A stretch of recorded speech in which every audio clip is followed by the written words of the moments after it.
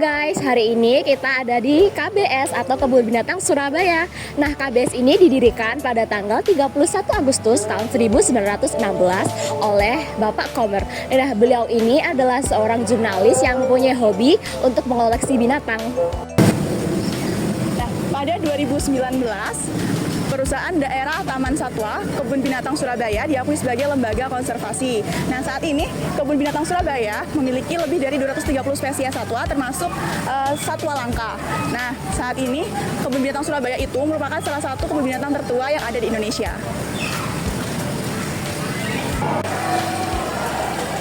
Berdasarkan data dari International Union for the Conservation of Nature, Indonesia memiliki sebanyak 1.233 hewan terancam punah per 4 Oktober tahun 2023. Jumlah ini menempatkan Indonesia sebagai negara yang memiliki jumlah hewan terancam punah terbanyak di dunia.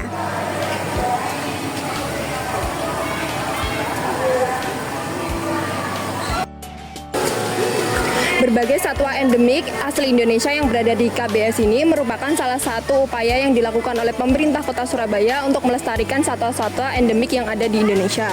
Adapun berbagai satwa endemik yang ada di Indonesia yang ada di KBS ini, salah satunya ada banteng Jawa, ada orangutan Tapanuli, terus ada anoa, siamang, dan juga bekantan, dan juga berbagai satwa endemik lainnya.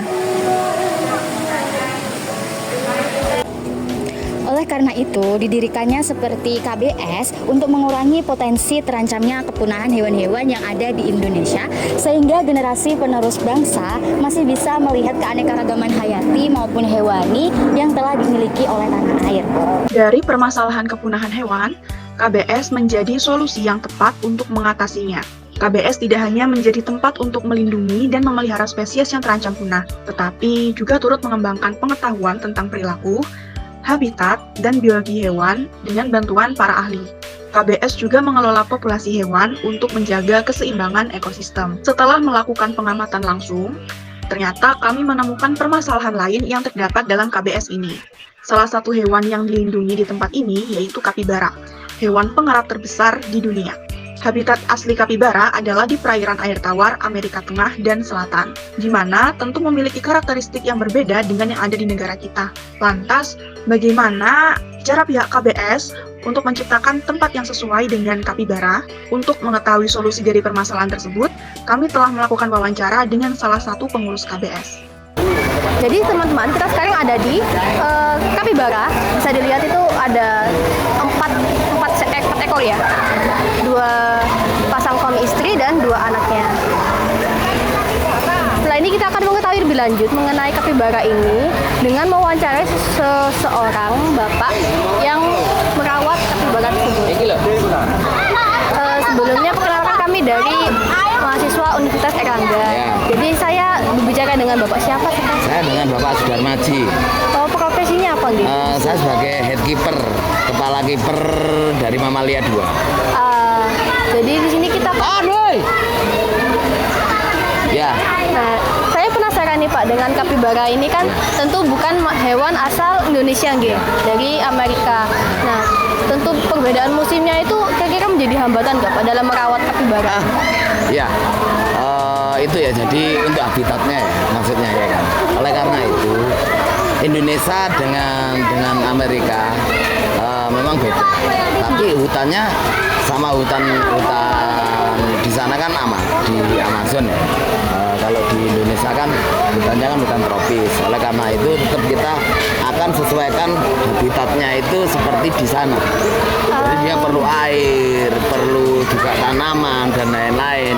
Nah itu untuk apa? Kepentingan supaya dia bisa beradaptasi seperti di habitat aslinya.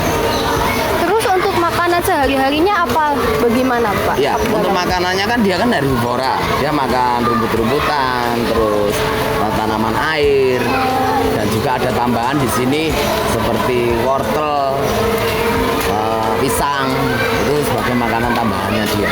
Oh, jadi untuk makanan sehari-hari itu nggak ada tantangan sendiri gitu Pak? Nggak ada, tapi tetap dari tim medis ada 3 bulan sekali itu ada obat cacing, terus ada vitamin juga. Terus untuk kapibaranya sendiri ini, apa kalau misalkan ada penyakit yang bikin dia kritis, itu bagaimana cara mengatasinya, Bapak? Jadi lembaga konservasi itu ya kan mengutamakan bukan pengobatan, pencegahan. Nah, pencegahan ini termasuk biosecurity juga. Jadi termasuk kiper ataupun wajib untuk melakukan protokol kesehatan itu tadi, maksudnya standar operasional prosedur yang harus kita jalankan. Jadi kebersihan kandang, sanitasi kandang itu menjadi utama, menjadi acuan utama untuk supaya satwa itu sehat. Selain vitamin dan makanan. Selama ini udah pernah sakit belum, Pak, kapibaranya atau bermasalah dengan kesehatannya gitu?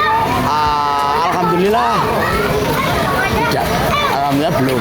Ya mungkin jangan sampai sakit ya, karena kita juga berusaha untuk supaya apa satwa itu juga sehat. Oke, mungkin itu saja ya. Oke. Terima kasih, Bapak. Kesimpulan yang bisa diambil yaitu, keberadaan KBS merupakan solusi yang tepat untuk menangani masalah kepunahan hewan. KBS berfungsi sebagai tempat untuk melindungi dan memelihara spesies yang terancam punah serta berperan dalam mengelola populasi spesies tersebut. Kemudian, untuk permasalahan terkait cara pihak KBS memberikan tempat yang nyaman bagi spesies yang bukan asli dari Indonesia, dalam hal ini adalah kapibara, yaitu dengan mereplikasi habitat baru hewan tersebut sehingga mirip dengan habitat aslinya, serta mengadakan kolaborasi dengan ahli satwa, dokter hewan, dan pakar lingkungan untuk merancang habitat yang ideal sehingga dapat membantu meningkatkan kesejahteraannya.